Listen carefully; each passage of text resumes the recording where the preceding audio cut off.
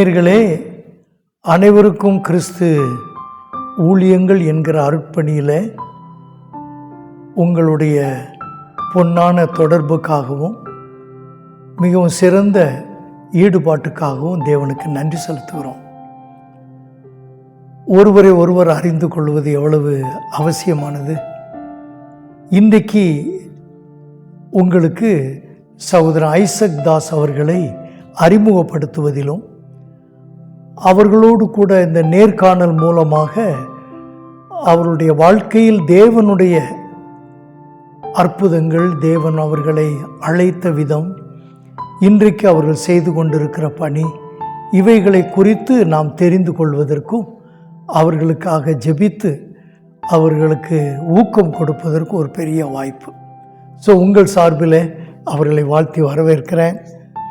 இது நமக்கு கிடைத்த ஒரு பொன்னான வாய்ப்பு. உங்களை இன்றைக்கு நம்முடைய நேயர்களுக்கு அறிமுகப்படுத்துவது அவர்களுக்கும் ஒரு பெரிய சந்தோஷமான காரியம். அனைவருக்கும் கிறிஸ்து ஊழியங்கள் என்கிற வளரும் மிஷினரி குடும்பத்தில் நீங்கள் இணைந்திருப்பது எங்களுக்கு ஒரு பெரிய பாக்கியம்.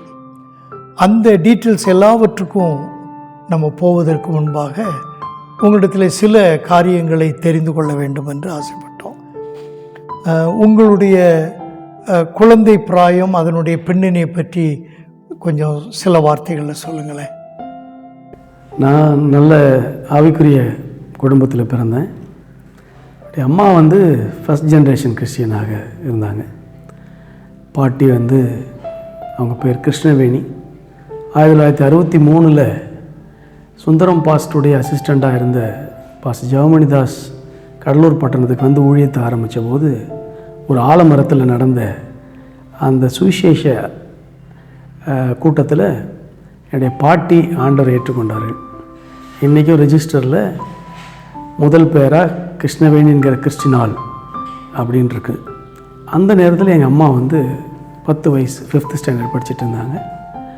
அவர்களும் விடாப்படியாக ஆண்டவரை உறுதியாய்ப்படுத்தி கொண்டபடினால அப்பா டிஎல்சி பேக்ரவுண்ட்லேருந்து அந்த பின்னணியிலிருந்து ஆண்டவரை ஏற்றுக்கொண்டவர்கள். நாங்கள் 3 பேர். நான் 2வது மகன். மூத்தவர் சென்னையில் தான் இருக்கிறார். இளையவர் கனடாவில் செட்டில் ஆகிட்டார். I have no sisters. எனக்கு சகோதரிகள் இல்லை. நாங்கள் 3 பேருமே பிள்ளைகள் தான். ஸோ நல்ல ஒரு ஆவிக்குரிய பெற்றோர்களுக்கு நாங்கள் வளர்ந்து வந்தோம். எந்த அந்நிய தெய்வத்திற்கும் கையெடுக்காதபடிக்கு ஆண்டவரையே தொழுது கொள்ள ஆண்டவர் நியமித்திருந்தார். நல்ல பெற்றோர்களை ஆண்டவர் கொடுத்திருந்தார். அதுக்காக நன்றி செலுத்துகிறேன். உங்களுடைய பள்ளி படிப்பின் காலத்தில் மறக்க முடியாத ஏதாவது சங்கதிகள் உண்டா?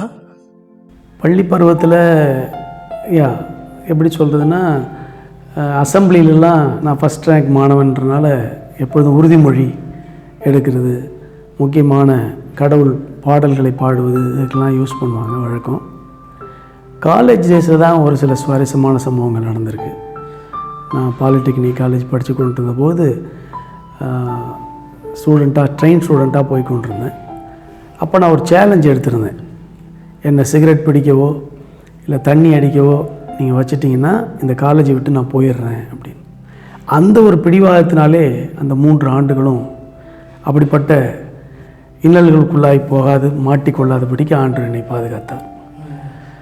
ஸோ அதை பார்த்து சில பேர் என்னிடத்தில் ஒரு வித்தியாசம் காணப்படுகிறது என்று சொல்லி, இவன் உண்மையாக இருப்பான்னு சொல்லி என்னை ஃபைனான்சியராக தேர்ந்தெடுத்து கணக்கு வழக்குகளெல்லாம் ஒப்படைப்பது வழக்கம்.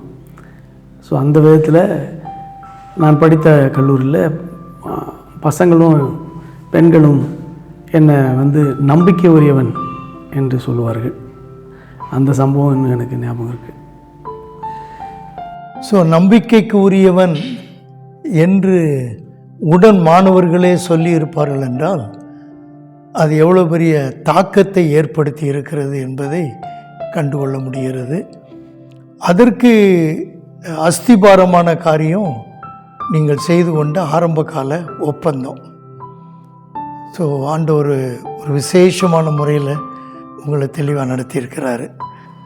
உங்களுடைய ரட்சிப்பின் அனுபவத்தை பற்றி கொஞ்சம் சொல்லுங்களேன். 1989 ஆண்டு நான் 9th ஸ்டாண்டர்ட் படித்து கொண்டிருந்தேன். அப்போ எனக்கு 14 வயசு. அப்போ ஜெவமணிதாஸ் பாஸ் சொன்னார், டீனேஜ்லாம் தாண்டினவங்களாம் வாங்க அப்படின்னு சொல்லி ஒரு பைபிள் ஸ்டடி எடுத்தார். அப்போ எங்களுக்கு தெரியாது என்ன பாவம்னா என்ன தெரியாது.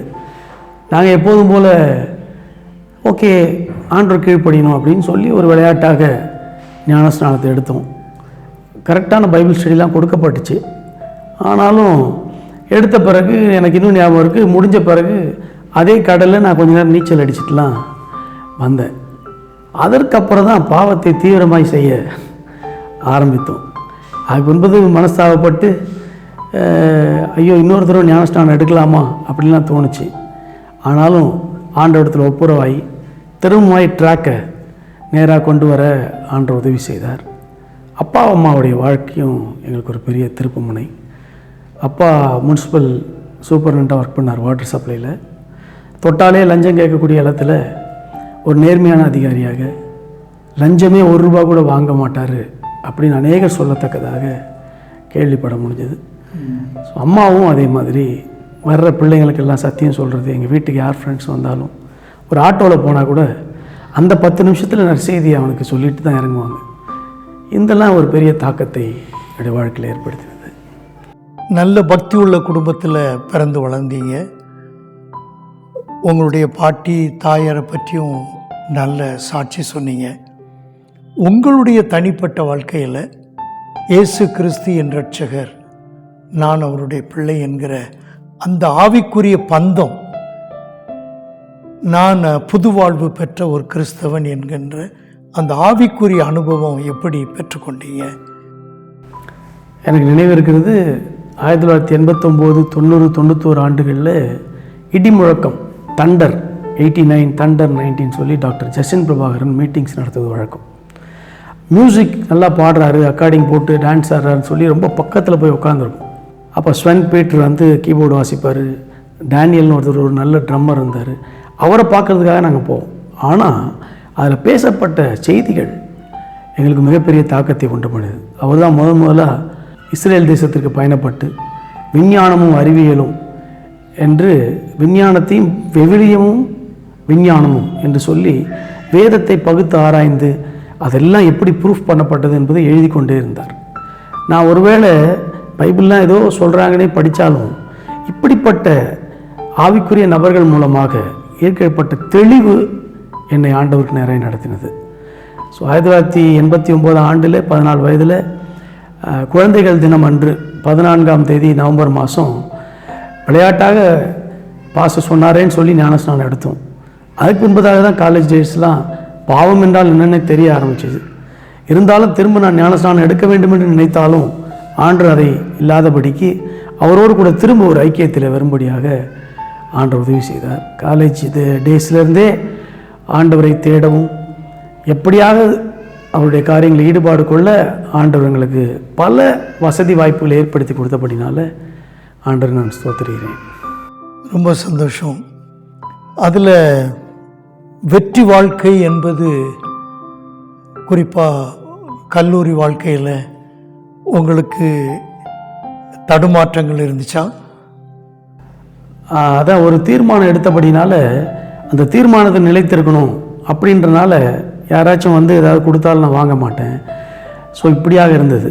சரி, என் மேலே ஒரு நல்ல மதிப்பை பிள்ளைகள் வைத்திருக்கிறாங்க, என்னுடைய ஃப்ரெண்ட்ஸ் வச்சிருக்கிறாங்க என்ற ஒரு தாக்கமே என்னை பாவத்துக்கு நேராய் போக வழிவிடவில்லை. அது ஒரு பெரிய ஆண்டவர் கொடுத்த ஒரு பெரிய பாக்கியம் என்று தான் நான் சொல்லுவேன். ஆனால் தடுமாற்றங்கள் வந்தது உண்மை.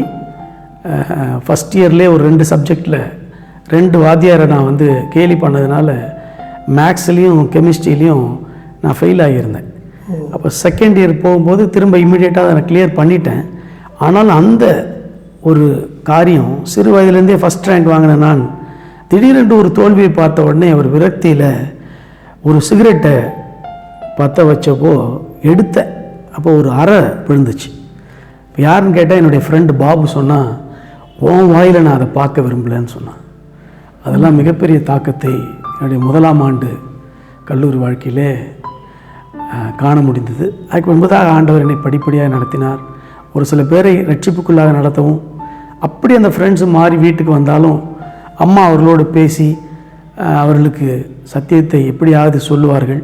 அவர்களையும் ஆண்டவருக்கு நேராய் நடத்துவதில் தீவிரம் கொண்டபடினால எனக்கு அது மிகுந்த பயனாக இருந்தது. என்னுடைய வாழ்க்கைக்கும் அது பிரயோஜனமாக இருந்தது.